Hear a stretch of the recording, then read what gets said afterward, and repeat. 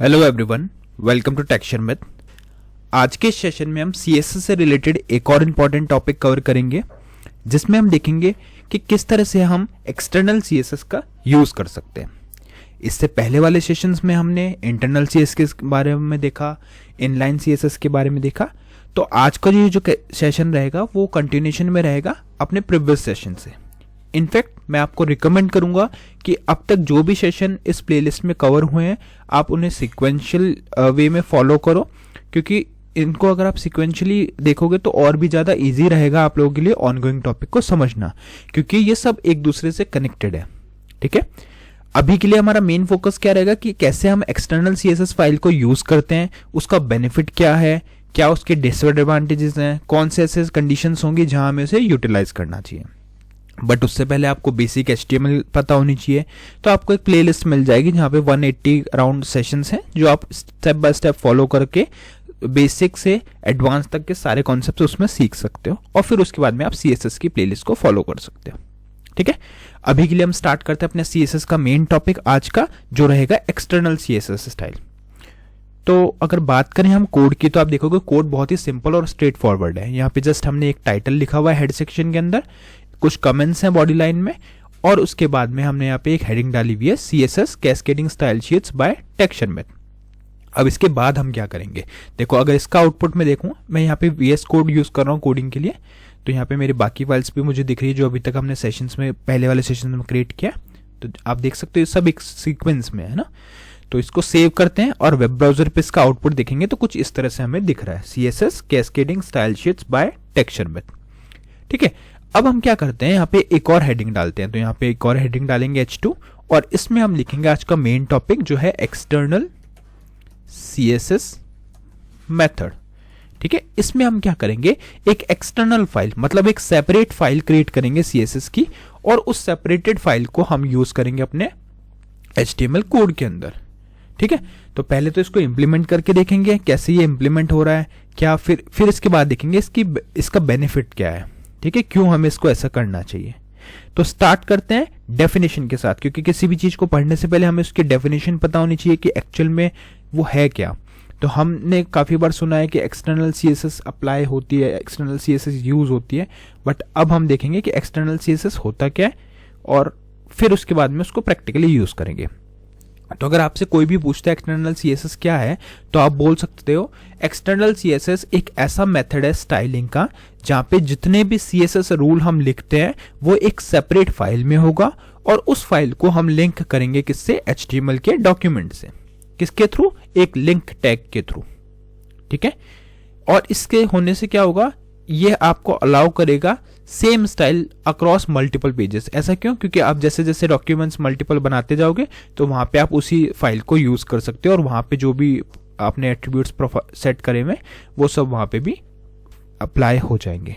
ठीक है, तो डेफिनेशन क्लियर हुई है अभी कि एक्सटर्नल CSS जो है वो एक ऐसा मेथड है, एक्सटर्नल CSS मेथड एक ऐसा मेथड है स्टाइलिंग का जहां पे हम सारे CSS के जो रूल्स हैं वो राइट करते हैं एक सेपरेट फाइल में, और उस फाइल को लिंक करते हैं अपने HTML डॉक्यूमेंट से। किसके थ्रू, एक लिंक टैग के थ्रू। मैं बताऊंगा कैसे होता है वो, बट डेफिनेशन अभी हमें क्लियर है। ठीक है, प्रायोरिटी वाइज अगर हम देखें तो आप लोगों को पता है कि सबसे ज्यादा इनलाइन होती है, इनलाइन की प्रायोरिटी या स्पेसिफिसिटी ज्यादा होती है, फिर इंटरनल की होती है, उसके बाद में आती है हमारी एक्सटर्नल। ठीक है, तो अब देखते हैं कि इसको यूज कैसे करना है, कैसे फाइल क्रिएट करेंगे, फाइल को कैसे अटैच करेंगे, ये सब चीजें देखते हैं। तो सबसे पहले तो अपन फाइल बनाते हैं।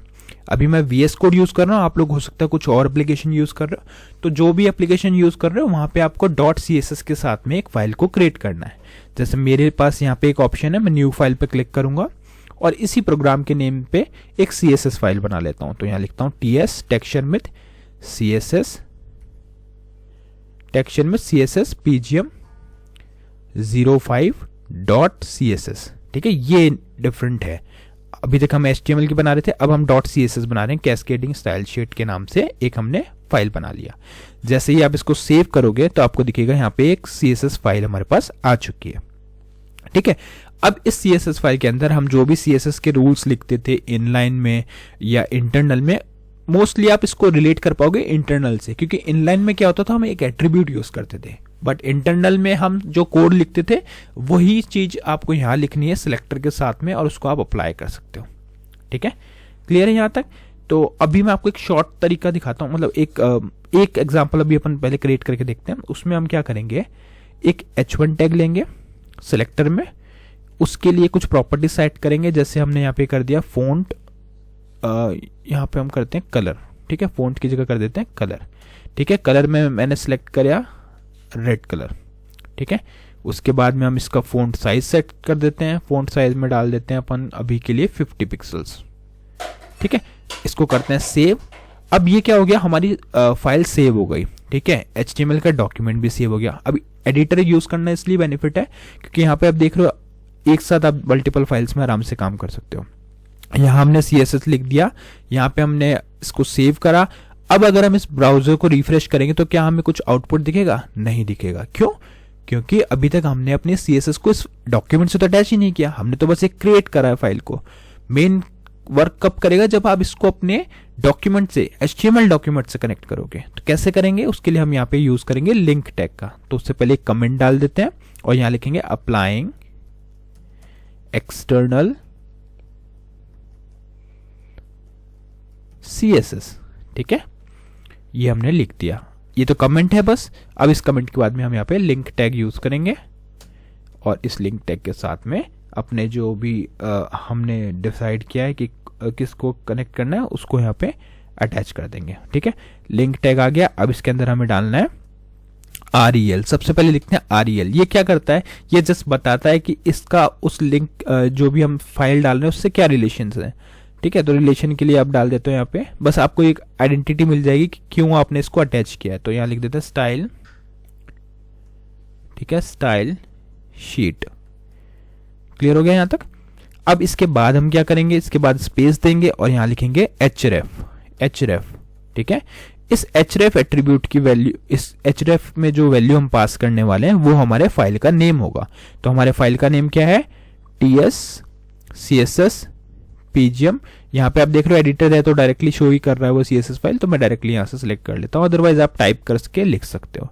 इसको करेंगे सेव, वेब ब्राउजर को रिफ्रेश। जैसे ही हमने वेब ब्राउजर को रिफ्रेश किया आपको दिख रहा है कि यहाँ पे जो हमारी हेडिंग थी वो चेंज हो चुकी है कंप्लीटली, और इसमें CSS जो है वो अप्लाई हो चुका है। बट ये CSS कहाँ से आ रहा है? एक्सटर्नल फाइल से।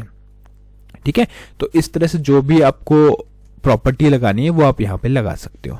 अभी मैं एक और ट्राई करके दिखाता हूँ आपको, ज़्यादा कंफ्यूज नहीं करेंगे इसमें, और अदरवाइज काफ़ी सारी चीज़ें एक साथ बता दूंगा तो शायद आपको प्रॉब्लम हो सकता है। तो इसलिए मैं सिर्फ आपको एक चीज़ और दिखाने का ट्राई करता हूँ। यहाँ पे ब्लू हम कलर लेते हैं, सेव करते हैं। यहाँ पे सेव किया, रिफ्रेश किया, आप देख रहे हो ब्लू बैकग्राउंड हो गया। क्यों? क्योंकि अब हमने सिलेक्टर क्या लिया हुआ था? बॉडी। तो बॉडी क्या एक एलिमेंट है, वो भी एक सिलेक्टर है। तो उस सिलेक्टर में जो भी आपने कलर पास किया उसका अप्लाई हो गया इस पेज के ऊपर। अब इसका बेनिफिट क्या है?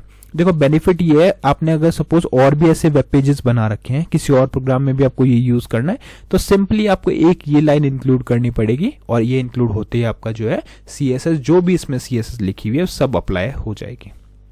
ठीक है, क्लियर है यहाँ तक? तो ये हमने देखा कि कैसे एक्सटर्नल CSS को हम यूज करते हैं। अब और एडवांटेजेस की बात कर लेते हैं, कौन कौन से हैं। एक तो रीयूजेबिलिटी, हमने देखा कि एक बार आपने लिखा, एक बार फाइल बनाया, अब उस फाइल को बार बार आप लिंक कर करके यूज कर सकते हो। दूसरा क्या है? सेपरेशन ऑफ कंसर्न, सब कुछ सेपरेट है यहाँ पे, है ना। HTML आप पूरा प्रॉपरली अलग से लिख रहे हो, CSS अलग से लिख रहे हो, तो इस केस में क्या होगा, कोई भी कंफ्यूजन क्रिएट नहीं होगा। ठीक है, फिर आता है इजियर मेंटेनेंस। अगर सब कुछ सेपरेटेड लिखा हुआ है और अलग से लिखा हुआ है तो मेंटेन करना भी बहुत इजी रहता है। परफॉर्मेंस इंप्रूव होगी, क्यों? क्योंकि browser can cache external CSS file, reducing load time for subsequent page visit. ठीक है, तो ब्राउजर क्या करेगा, जो CSS फाइल है उसको कैशे करके रख लेगा, और जिसकी वजह से रीलोड टाइम जो है वो बार बार सेव करेगा उस टाइम को भी। ठीक है, स्केलेबल हो जाएगा ये, है ना, और कोलैबोरेशन फ्रेंडली हो गया। क्यों? सपोज आपके पास एक टीम है जो HTML लिखना पसंद करती है, एक टीम है जो CSS लिखना पसंद करती है, तो आप दोनों को सेपरेट फाइल पे वर्क करने के लिए दे सकते हो। एक टीम CSS डिजाइन करेगी, एक टीम HTML डिजाइन करेगी। क्लियर? ऑल्दो डेवलपर्स दोनों जानते हैं, बट जस्ट एक एग्जांपल है रिलेट कराने के लिए। ठीक है, तो ये तो हो गई हमारी बात एडवांटेजेस की। तो क्या इसमें कुछ डिसएडवांटेजेस नहीं है? बट ऐसा नहीं होता, हर किसी चीज के एडवांटेजेस और डिसएडवांटेजेस दोनों भी होते हैं, है ना। तो डिसएडवांटेजेस क्या है यहाँ पे कि एडिशनल HTTP रिक्वेस्ट, कैसे, अगर हम कोई भी CSS को लिंक करते हैं तो वहां पे रिक्वायर होती है क्या, एक अलग से HTTP रिक्वेस्ट की रिक्वायरमेंट होती है, जिसकी वजह से क्या होता है, पेज लोड जो है टाइम फर्स्ट विजिट के लिए वो बढ़ जाता है। क्यों? क्योंकि अलग से एक HTTP रिक्वेस्ट भेजना पड़ेगा CSS के लिए। क्लियर?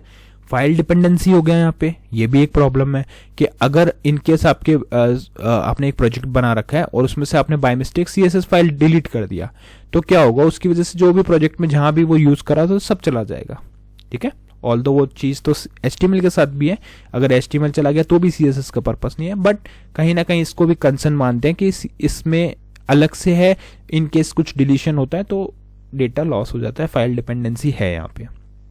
ठीक है, तो ये चीज हो गई। अब क्वेश्चन आता है कि फिर इसको यूज कब करना है हमें। मोस्टली आप देखोगे एक्सटर्नल ही यूज होती है प्रोजेक्ट्स में, बट वो डिपेंड करता है प्रोजेक्ट टू प्रोजेक्ट। तो मोस्टली जो हम इसको यूज करेंगे वो कब करेंगे, एक तो मल्टी पेजेस वेबसाइट पे जहाँ पे वो बहुत सारे पेजेस हैं, लार्ज प्रोजेक्ट पे, बड़े प्रोजेक्ट्स पे ये यूज होता है, कोलैबोरेटिव प्रोजेक्ट पे जैसे मैंने आपको बताया कि CSS टीम और HTML टीम इस तरह से अज्यूम करो और उनको अगर कोलैबोरेटिव अप्रोच में प्रोजेक्ट क्रिएट करना है तो वहाँ पे ये यूज करना चाहिए। ठीक है, और जहाँ पे इजी मेंटेनेंस चाहिए उस जगह पे हम इसका यूज करेंगे। क्लियर? तो इस सेशन में हमने क्या क्या देखा, हमने देखा कि कैसे हम एक CSS फाइल को क्रिएट करते हैं। सिंपल आपको यहाँ पे जाके ऐड करना है, उसका एक्सटेंशन ध्यान रखना है CSS होना चाहिए वरना वो वर्क नहीं करेगा, .css होना चाहिए।